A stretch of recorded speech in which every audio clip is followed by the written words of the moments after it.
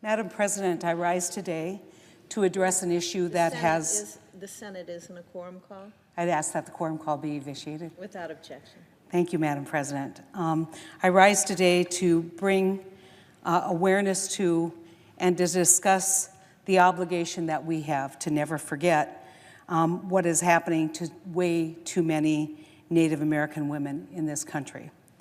For too long, the disproportionate incidences of violence against Native women has gone unnoticed, unreported, or underreported, and it's time to address this issue head on, and that's what I intend to do here today and in the remaining days of my time in the United States Senate until we actually get a bill like this passed. There's no official database or requirement for information collecting regarding the number of missing and murdered Native women. And in most cases, the only record of them are records that have been provided to us by the families and friends of the victims. It's critical that Congress push the U.S. Department of Justice and the FBI to work with tribal communities to come up with culturally appropriate protocols for responding to cases of missing and murdered Native women. I'd like to take this time to honor Savanna LaFountain-Graywin, whose story has been told on the news in North Dakota and nationally, and who has been on the forefront of my mind since introducing this bill. On August 19th, Savanna, a 22-year-old member of the Spirit Lake tribe, who was 8 months pregnant, went upstairs to her neighbor's apartment in Fargo, North Dakota, after being invited to try and address for alterations. While she was there, what awaited her in that apartment were truly horrific acts of violence. Although Savanna's baby daughter survived and is now safe with her father and grandparents, that was the last time anyone who loved Savanna saw her alive. After 8 days of searching for Savanna by the family and the community, her body was finally found by chance by kayakers in a nearby river. Her body was wrapped in plastic and duct taped. Her death was an incredible tragedy, and unfortunately one that happens way too often to Native women. While news of Savanna's tragic death was heard around the world, thousands of Indigenous women are murdered and disappear each year, with many of those cases being ignored or forgotten. Over my decades in public service, I have worked with tribal communities on issues that involve violence against Native women. And in response to those talks and to this latest tragedy, today I introduce legislation that would help tackle the barriers to bringing justice for missing and murdered Native women across the country. My bill, which is named after Savanna, would work to improve tribal access to federal databases for missing persons. It would promote interjurisdictional collaboration by establishing protocols for responding to cases of missing and murdered Native Americans. And it would require the collection of data related to missing and murdered Native women. Native women are an inherently vulnerable population whose voices are still not heard by most people in power. Across North Dakota, women living in reservations face unique challenges when dealing with violence. Lack of access to emergency services, law enforcement officers, lack of access to law enforcement, lack of access to a Amber Alert system. Confidential victim services are all but not provided. They all act as barriers, the lack of these services, to women getting the help that they desperately need. Unfortunately, there's no official database or mandated database collection on the total number of missing and murdered Native women in our country. This is added to not knowing what the actual magnitude of this epidemic really is, and has resulted in several tribal members sending me stories and handwritten lists of the names of missing and murdered Native women that people have gathered just from their collective memory. I'd like to share some of the stories that I have been so honored to receive from family members. Telling these stories and giving me the ability to tell these stories is not easy, because every time you tell the story, you relive the story. And these tragedies still deeply, even after perhaps years of murders happening, they still absolutely relive that experience. And so I know that they gave me these stories to tell for one simple reason, because they prayed and they hope and they dream that maybe giving me these stories will change the outcome for some other family. So I'm going to start by talking about these wonderful women, these beautiful women. Up at the far right-hand corner with her beautiful baby is Stella Marie Trottier Graves. Stella Marie, who was born and grew up in Belcourt, North Dakota, she's a member, or was a member, of the Turtle Mountain Band of Chippewa. She spent many years traveling the world with her husband, who served in the U.S. Air Force, and their 3 children. The family lived in Florida, Germany, Japan, and Arizona. Everywhere they went, Stella quickly made friends and proudly shared her Ojibwe culture. She was loved and adored by all who met her for living an adventuresome and fearless life. In July of 2009, Stella and her family moved back to Belcourt, North Dakota, and she started to attend Turtle Mountain Community College.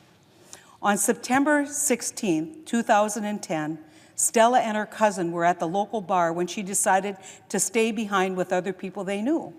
According to witnesses, Stella left with another couple to continue the evening out. Stella's body was later found in a male tribal member's pickup in an open field on a reservation. It wasn't until 13 days later that the family was officially notified by law enforcement of Stella's death. Throughout the investigation, there was a lot of misinformation and rumors that made it difficult to find the murderers or the murderer. People who were with Stella the night of her death said that they were never questioned, and information provided was never followed up on. No one has ever been charged or convicted for this murder, and the last hours of Stella's life remain unknown. Stella was an incredible woman who was loved by all who knew her. Her family, her children, her tribe deserve justice. Monika Wickery, she's pictured here with those beautiful earrings and the red shirt. Monika was a 42-year-old mother of 3 who was born and raised in Belcourt on the Turtle Mountain Band of Chippewa Reservation and lived near Aberdeen, South Dakota. After a night out with friends on April 7, 1993, Monika never returned home. Her relatives grew concerned when they had not heard from or seen Monika for several days. Eventually, the family filed a missing persons report and started to talk to friends and neighbors. The detective assigned to the case worked closely with the community and the family and assured them he was working diligently on this case. In June of that year, a canoeist found Monika's badly decomposed body in the James River outside of Aberdeen. Throughout the next several years, new detectives were assigned to the case, each having to basically start over, and worked with limited notes, interviews, and evidence from the previous investigators. A couple of times, the police told the family that they had a suspect or were close to arresting someone for Monika's murder, but there was never enough information to charge the suspect. This has resulted in nearly 25 years of heartache for Monika's family and her friends. Monika's family wants justice for their daughter, sister, and mother, and they all want closure.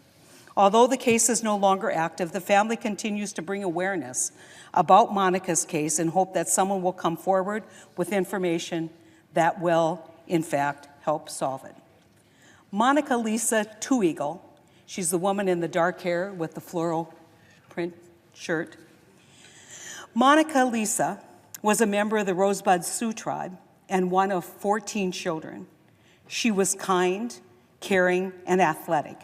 And she was the winner of the 1978 Phil Two Eagle, saw his sister Mona Lisa, who was in her early 20s, leave the sibling house, get into a red and white pickup with a couple men. Mona Lisa never returned. In the following days, The family and local law enforcement searched for her on horseback, taking it upon themselves, searched for her on horseback. About 2 weeks after she went missing, Mona Lisa's father and brother found her frozen in a pasture near their home.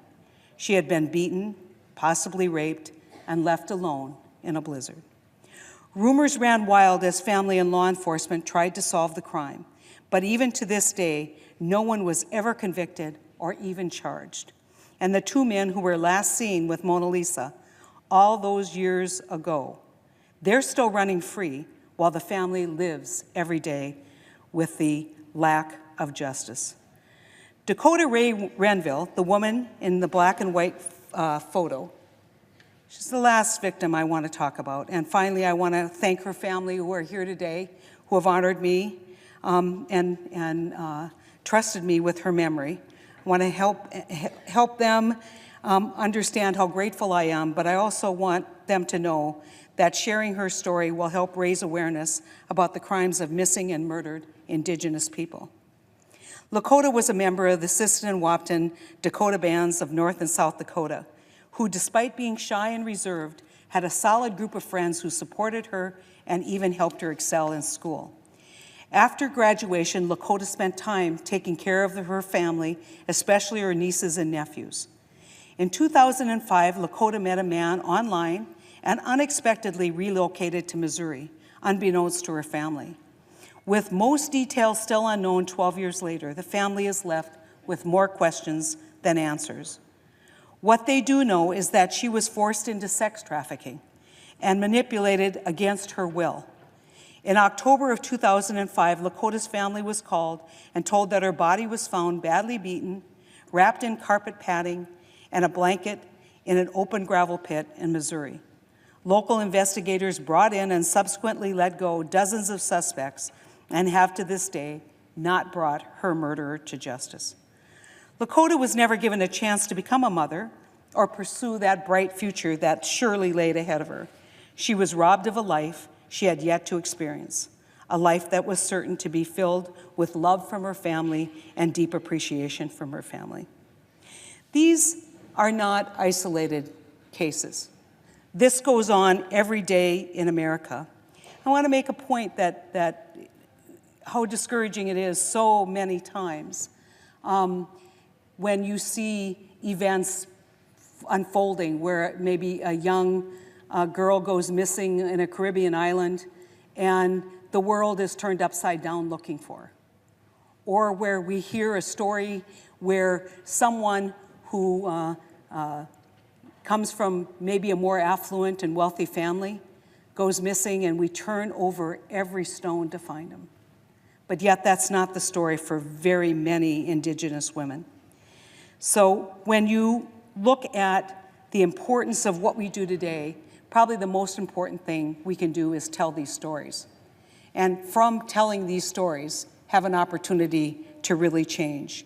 And we can't ignore that frequently for Native people, they are not wrong to believe that they are the forgotten people of this country. Way too often, the first Americans become the last Americans.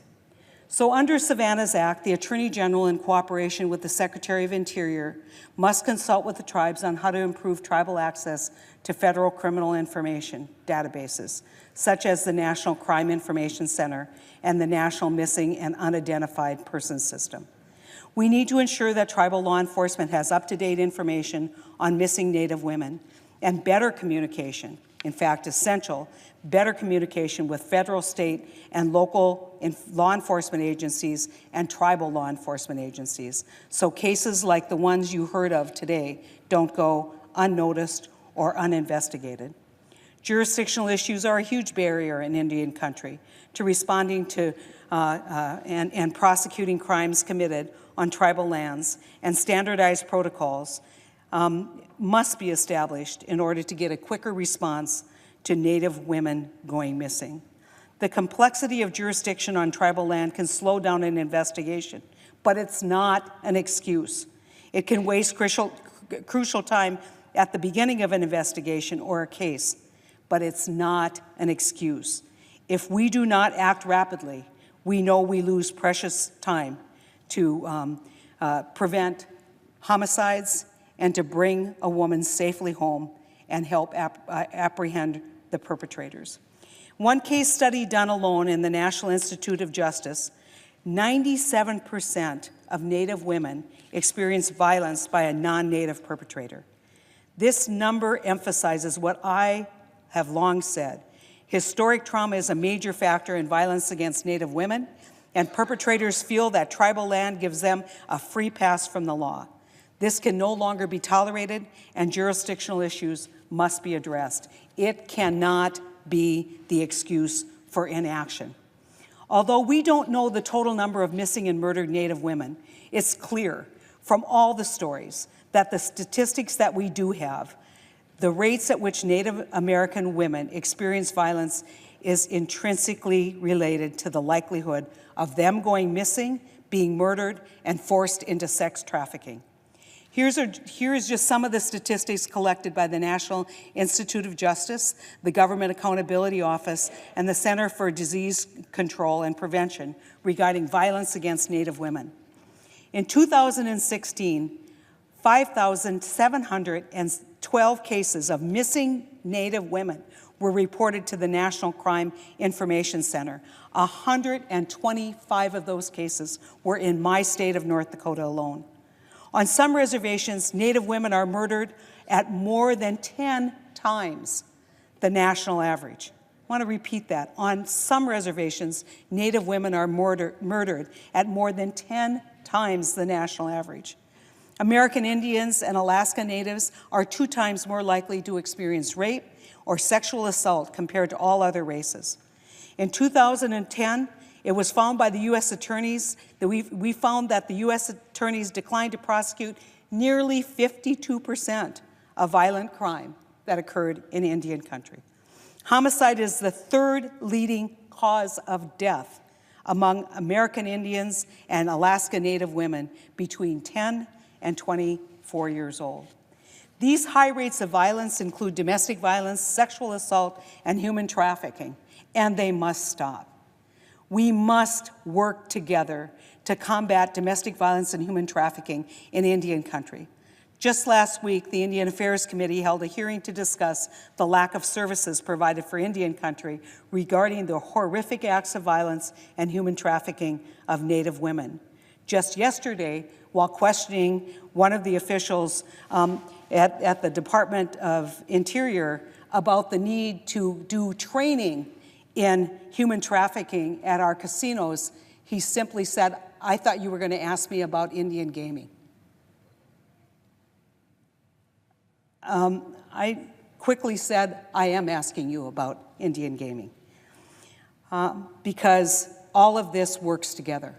If we do not work together, every institution of the federal government, every institution of the state government, every institution of tribal government, if we don't work together, we will never make progress in providing the security that we have in this building, the security that we enjoy as white women will never be realized for women living on the reservation in Indian country. We cannot let this continue. There are countless more stories like Savanna's, Stella's, Mona Lisa's, Monica's, and Lakota's that we will never know, but it's time for Congress to recognize this epidemic and take action to prevent these stories and find out just how many stories there really are. It's time to give voice to these voiceless women. It's time to bring their perpetrators to justice and give a voice to the families who are struggling even today, sometimes decades later, to understand how this can happen in America, and they seem to be second-class citizens. I think that what we know, working with very many of my colleagues on the other side, this isn't a partisan issue. I'm being joined by my wonderful colleague from the great state of Alaska.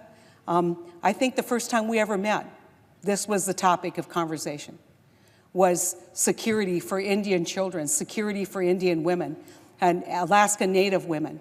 And we knew, because both of us have traveled extensively in our states, and spent a lot of time in the Indigenous populations. And when family members ask us, why is this happening? We frequently don't have an answer.